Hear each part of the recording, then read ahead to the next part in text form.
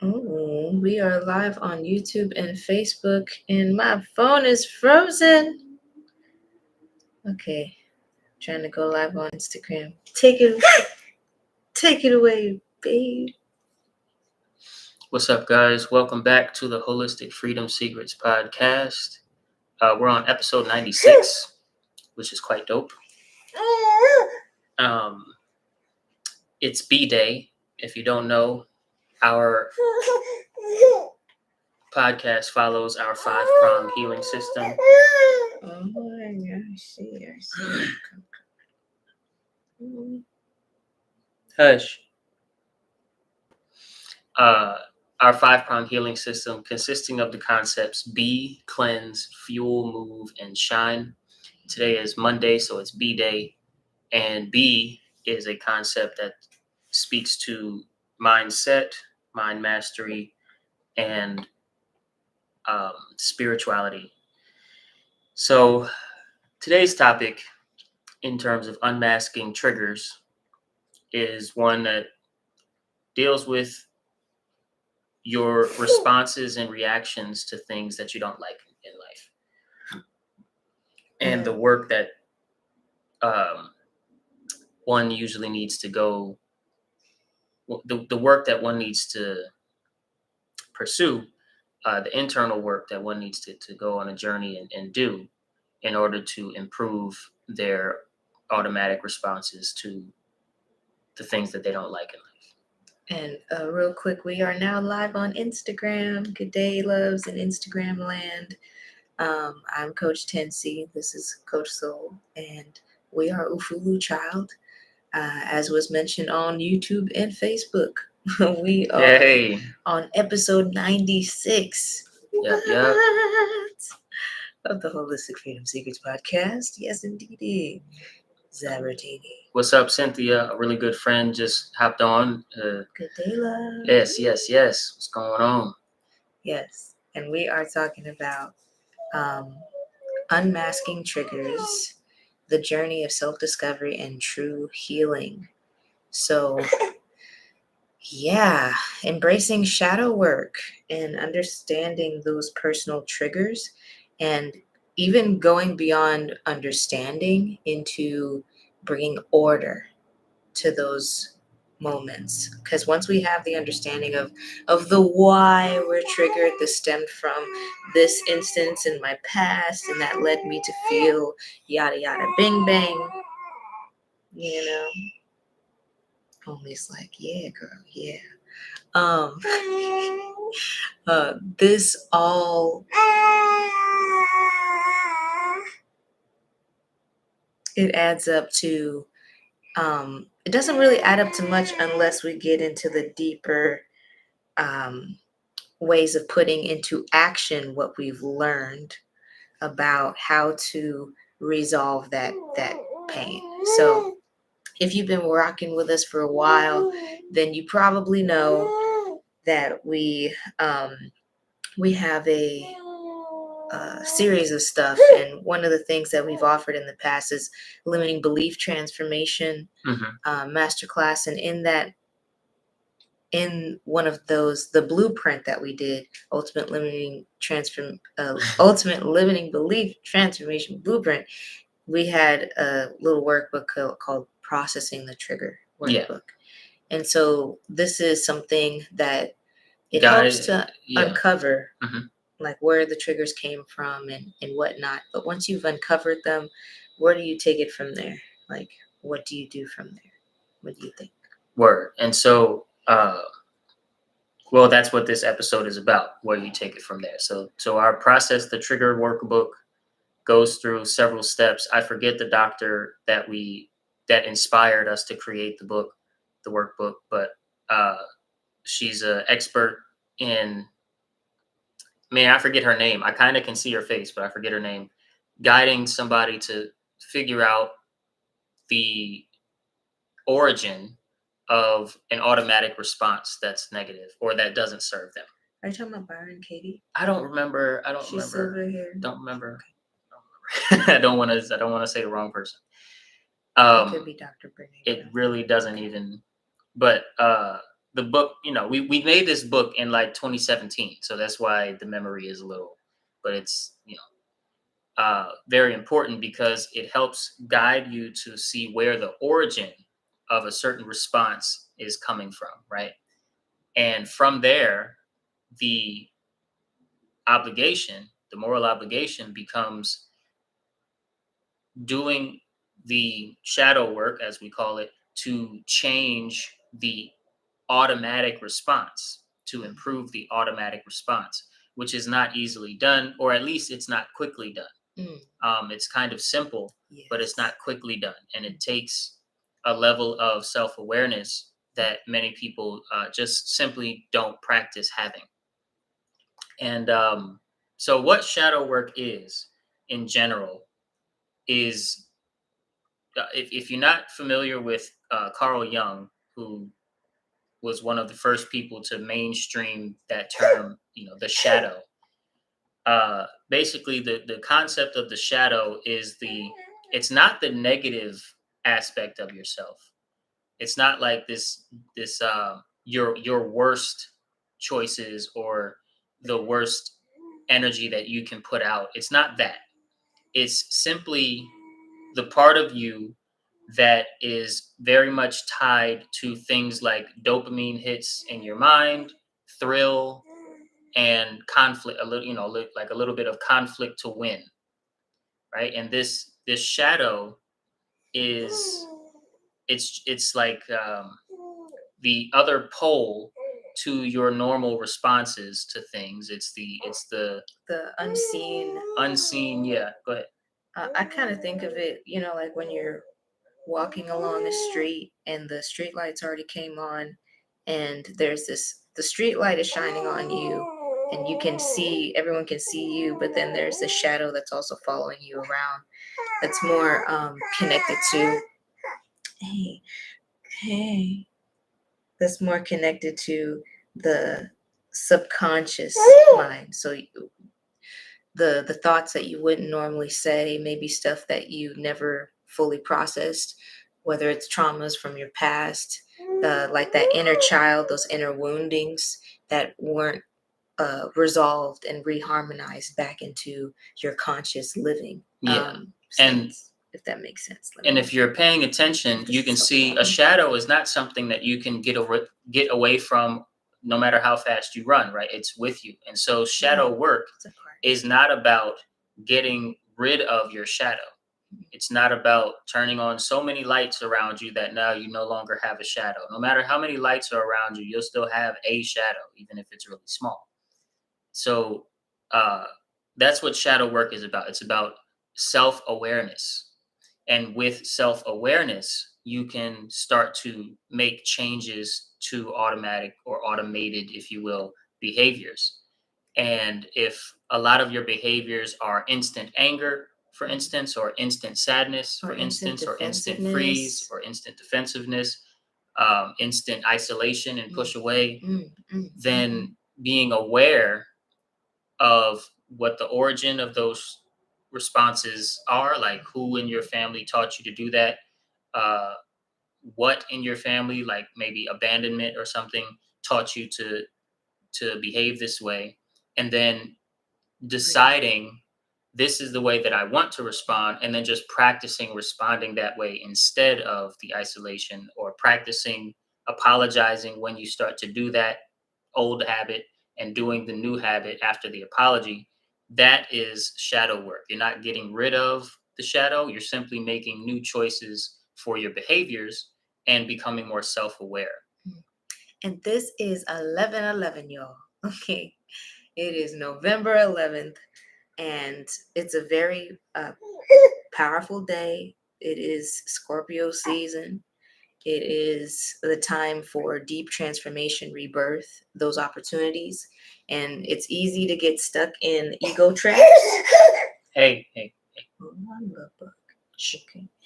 So this is the time, if there was any, to really dive into a deeper level of self-love, a deeper level of self-honesty,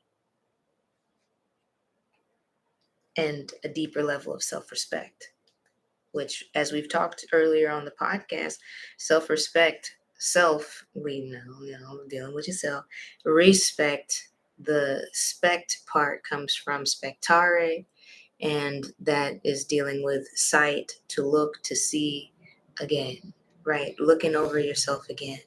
So we got to come to these root causes. And once we've come to the root causes of where it's coming from, now it's up to us to begin to rewrite the our responses to these triggers in a way that is in alignment with what does self-love look like in this moment, what is in your thrive zone. So how would the you that's in your vision of freedom for your life respond to this to this to these actions or to this situation. So the most evolved version of you, not anybody else but you, that is walking in alignment with universal law, walking in alignment with truth that is true always. So walking in alignment with the do no harm, and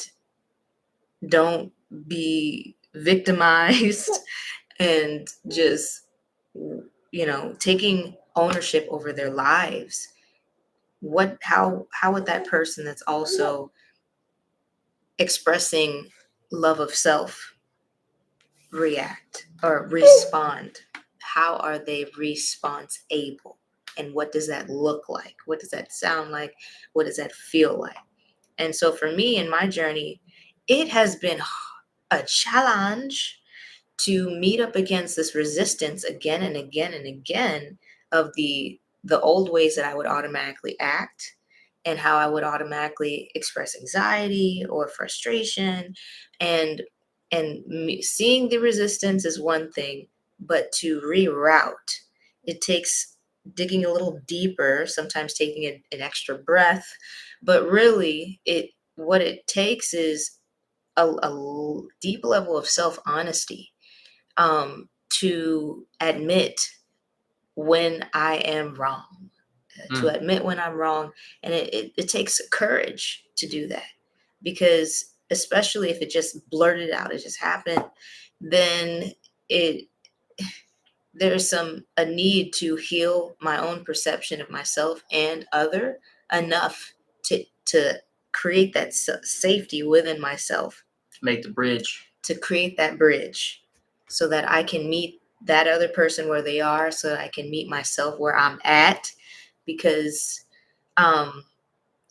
it's necessary in order to find that balance within.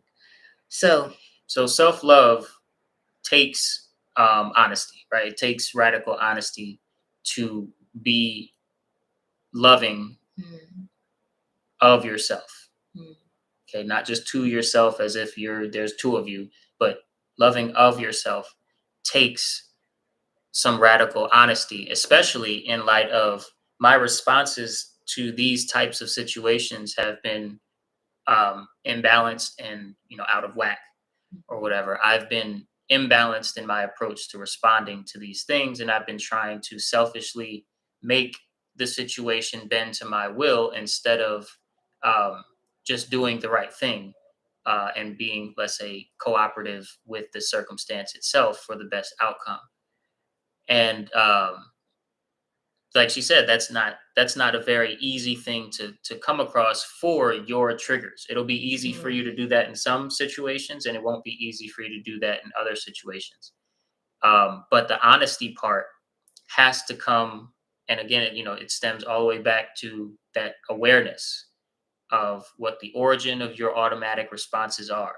Self knowledge of self, right, which is a key terminology used in all spiritual circles, even a lot of religious circles. If the preacher and pastor and temple leader, if you will, is an honest man or woman, and conscious 90s hip hop circles. Knowledge of self, conscious hip hop, period. Yeah. Knowledge of self, that term, it simply means knowledge of why my automatic responses are what they are currently.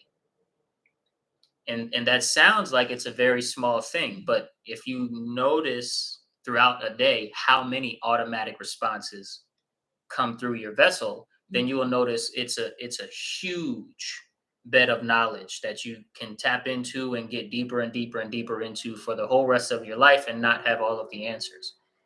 But the more knowledge of self you have, the more knowledge of why your responses are what they are, who influenced you to be this way, how you've influenced yourself to stay that way, What are you going to do about it? what can you do about it, what are you going to do about it, all of these questions that deal with your automatic responses to stimuli and circumstance.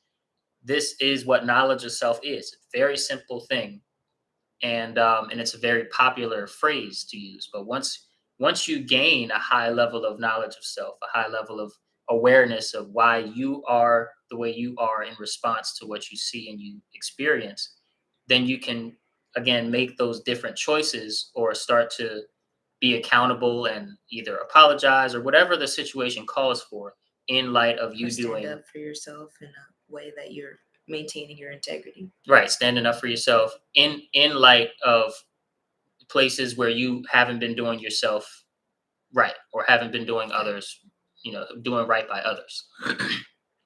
Also, natural law plays a big part in why it's important to gain this knowledge of self and why it's important to do the shadow work necessary in order to change your behavior patterns in regard to things that you don't like in the world. So, as we've said in a bunch of different B episodes, natural law, hey, is a set of conditions that govern the consequences of our behavior in relation to objective morality. You ain't coughing. I know. She's definitely fake coughing, y'all.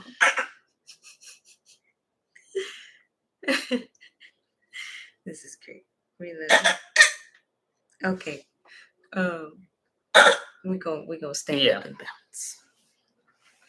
Let's talk about the natural law aspect of shadow work. So again, what natural law is, it's a set of conditions that governs the it's hilarious. I know it's hilarious. That govern the consequences, good or bad, for our behavior in alignment with objective morality, with objective right versus wrong. And if our behaviors are in the right, then we get what we would consider good consequences. If our behavior is in the wrong, we get what we would consider bad consequences because of natural law. Okay, so you can't violate natural law. That's something that I come across so many times, but you can violate the good side of objective morality and get negative natural law consequences for it. But natural law is something that's weaved into the very fabric of this universe and is one of the spiritual laws or one of the sets of spiritual laws that is always active all the time. Okay? Yeah. What makes natural law very important, or understanding natural law, I should say, very important in this conversation, is when you understand natural law, you'll understand if your automatic responses to things that you don't like is aligned with the good side of morality. Okay. You'll understand that possibly you, for instance, a lot of people automatically start to deceive themselves or others in response to things that they don't like.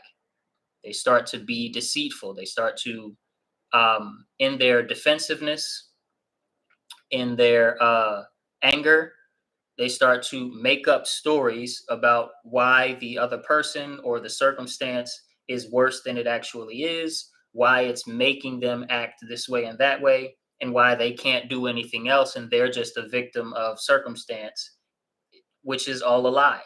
It's not true. And that response is not aligned with the good side of morality. And so you're going to get negative natural law consequences for acting in certain ways. Does that make sense? That makes sense to me. Awesome. Let us know if you track it in the comments. And if you didn't hear that question, Coach Tensi just said, that makes sense to me. Does it make sense to you? Let us know in the comments. So, so there's a connection between natural law and self-honesty, natural law and self-love, natural law and shadow responses, if you will. And when you start to really dive deep into knowledge of self, and you understand why you act the way that you do, and you perfect sense, perfect, awesome, awesome. And you align your responses as best you can, obviously, acknowledging that we're all human and we make mistakes. But when you dive deep and you align your responses more and more with your moral obligation to do right by your fellow man and by yourself, then the overall natural law consequence of that is you will be an example that has a ripple effect on other people's behavior. Okay, your behavior, and it's the same thing if you do the wrong thing all the time. You will be an example of the wrong thing to do, but an example nonetheless to other people, and that will have a ripple effect on your environment. Well, when you do the hard work of, the hard shadow work of being radically honest with yourself about your automatic responses, and you start to align with good, that will in turn invite good into other people's behavior patterns that are around you a lot. And that is ultimately, where we were going with the connection to natural law in regard to shadow work. So one more thing before we get out of here for today's episode. Get yourself a copy of Culture Control: Why the Love of Money is Objectively the Root of All Evil by Soul Expression. Okay. My book is a great start to understanding a lot about our automatic responses to the stimuli that we don't like in the world, as our triggers, as well as an unveiling, I would say, an unveiling of hidden in plain sight information about human beings. Okay, psychological information, information about the governmental and social structures that influence our lives, information about um, how our desires become what they are in relation to wanting nice things and not really paying attention to health, but paying attention to the expensive food that we get to eat every now and again, if you will. All of these things I talk about in this book, and I talk about how controlling the culture is really simple, not easy, but simple for those that have the power to control the culture, and how they have perfected the art of making us obedient to their agendas and obedient to their rule. Okay. And so that's why it's called culture control. And the piece about money, it's just that, why the love of money is objectively the root of all evil is the subtitle of the book, simply because all of the all of the cultural aspects that matter tie back to the layman, the everyday person's relationship to this so-called tool called money. Okay. And really, really, really encourage you guys to get yourself a copy of the book. Other than that, meet us in the comments. Let us know, what kind of shadow work you're working on and you're doing, and how shadow work has impacted, your story in good, bad, or in different ways. Um, please like the video. Please share the video. Please follow the page. Please subscribe to the channel. And we will see you guys tomorrow for Cleanse Day. Tuesdays are cleanse days. Thank you so very much for tuning in to episode 96 of the Holistic Freedom Secrets podcast. We'll catch you later. Peace.